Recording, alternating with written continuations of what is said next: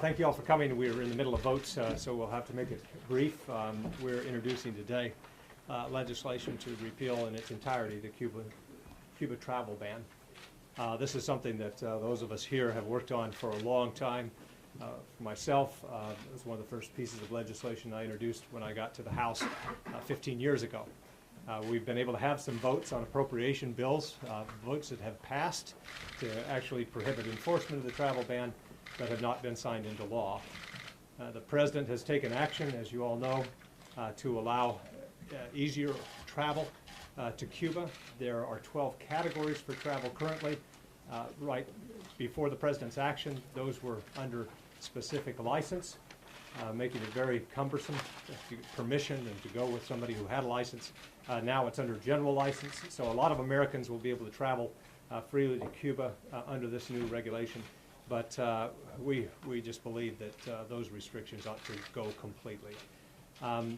Some will say that we ought to receive something in exchange for this, that if we're giving up something, then we ought to get some concession from the Cuban government. I think it's, we all need to remember that this is a sanction or a prohibition on Americans, not Cubans. And it's to expect the Cuban government to react with some concession when we're not offering a concession. We're simply saying that Americans should be allowed to have the right to travel wherever they would like to, unless there's a compelling national security reason. Now, there are no guarantees that this will bring democracy next year or the next, but I think it's far more likely to set conditions where democracy will come sooner. We've tried this current policy that we have, prohibiting travel, for about 50 years, and it hasn't worked. And so it's time for something new. It's time to allow Americans to travel freely to Cuba. This will be good for the Cuban people and also good for Americans. I've been able to travel to Cuba a number of times with Senator Flake and Senator Durbin. Senator Durbin and I were down there just about 10 days ago. Senator Flake and I made a trip where we stayed on the ground 31 minutes to pick up Alan Gross. But we've also had other longer trips. It makes no sense to have this prohibition. Senator Flake said it best when he said, it's one thing if another country tells me I can't go to visit them. It's something else if my country tells me I can't as an American. In my state of Vermont, people can, from where I live, drive an hour or so to Montreal, down the plane, fly with Canadians, down to Cuba, no questions asked. This thing hasn't worked. Whoever sent the memo to the President saying, stay tough, those castles will be gone any day now, that memo went to President Eisenhower and President Kennedy, President Johnson, President Nixon, on and on. It's about time we show some reality. Cuba going to change overnight? No. Will we change overnight? No. But will there be more respect for the United States throughout Latin America? Yes.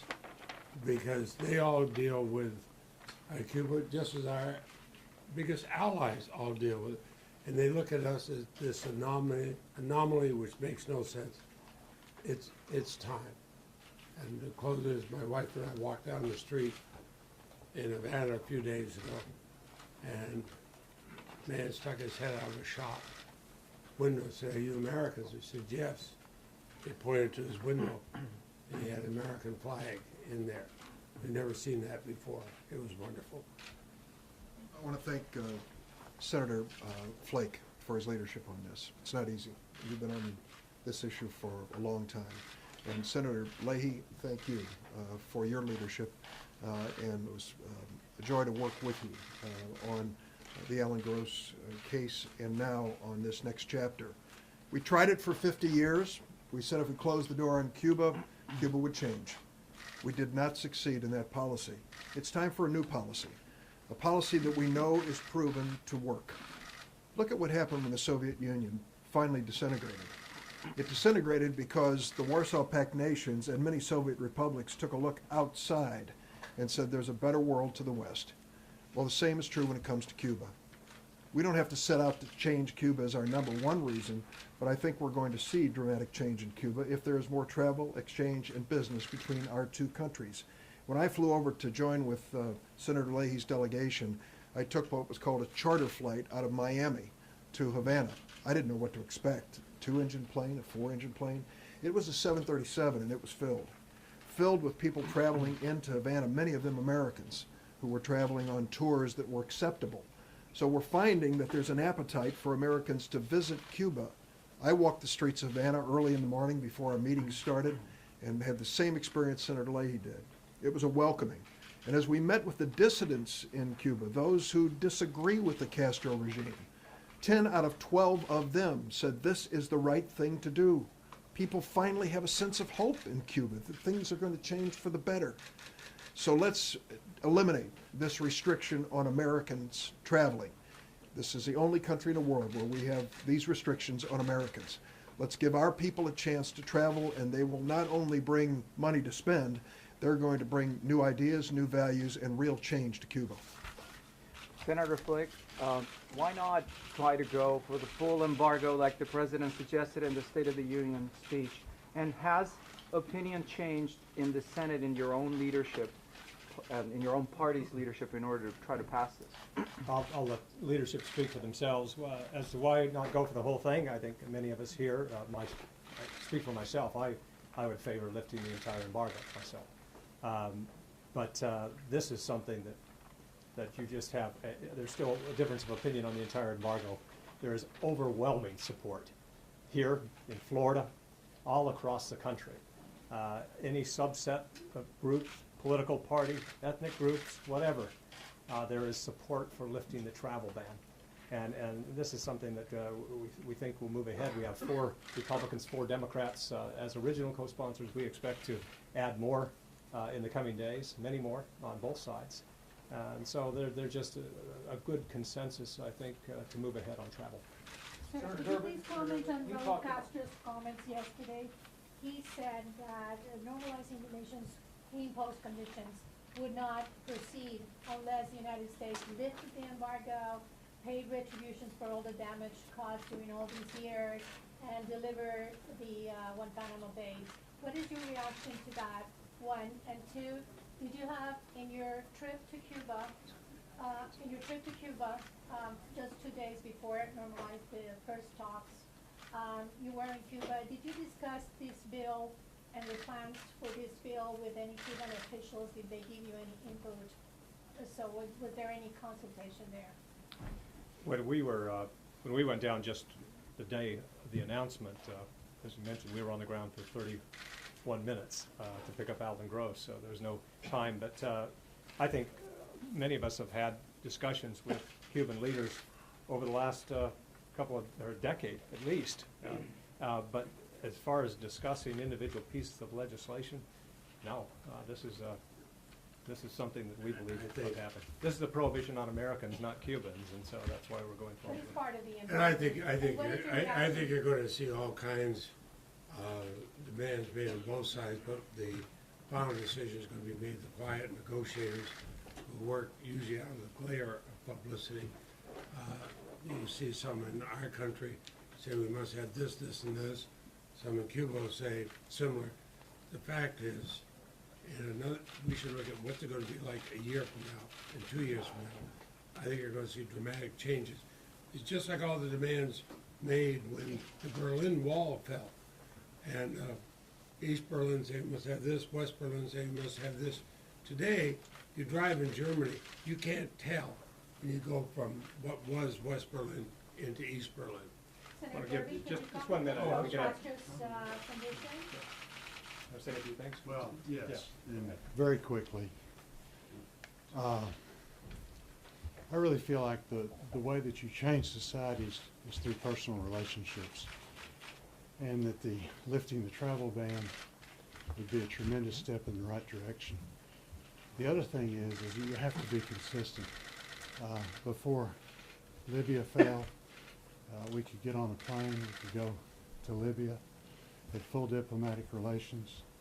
Certainly that was a country with significant civil rights violations. Go to China, go to Vietnam, and the list goes on and on. So again, I think it's important that we're consistent. At this point in time, there's no reason to continue down the path that we've been going for the last 50 years and really had no good result. Senator Boozman, as a farm state The senator, board has started, I as just a don't farm know. state senator, how difficult is it to oppose your leadership on this? As a former, As a farm state senator Oh. for a red state, how difficult is it to oppose your leadership on this, oppose Senator Rubio? And can you explain to us why you believe that this is a good first step, and the embargo, I believe you believe, would be a good second step? well, as I said, it's important for me to be consistent.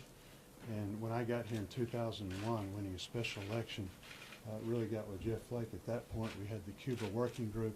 This is really one of the first issues that I took up at that time. So my position on this has been very clear, throughout my service here. And so it's not difficult at all. We simply, agree to disagree. Why is it the right position, I guess I should ask that? Farm, I mean, farm why groups could are going to be So strongly farm- in favor of this. Concerning Arkansas, later on trade, again, in the state of Arkansas, we probably would come out as well as anybody in the sense of being able to sell rice and poultry and things like that. Senator So Durbin, you it's- talked a moment ago Give me the about the timeline idea on when the about chat the will senators start. moving through, or the idea that, that we've seen change, in other places. Senator Leahy, you talked about how in Germany it's seamless now, but when we normalize relations in China, some people would say, good for business, not good for human rights. Senator Flake, you said, we're not going to see democracy tomorrow. Why are you so optimistic that, there will be change through these interpersonal relations when maybe some of these other places it hasn't worked? 90 miles. They're 90 miles away. It isn't as if the United States is halfway around the world. The powdered milk that they serve as a milk product to the children in Cuba is imported from New Zealand. They're 90 miles away from the United States. When you look at it, we're clearly, by our proximity, in a better shape to have an impact on the future of Cuba than any other nation.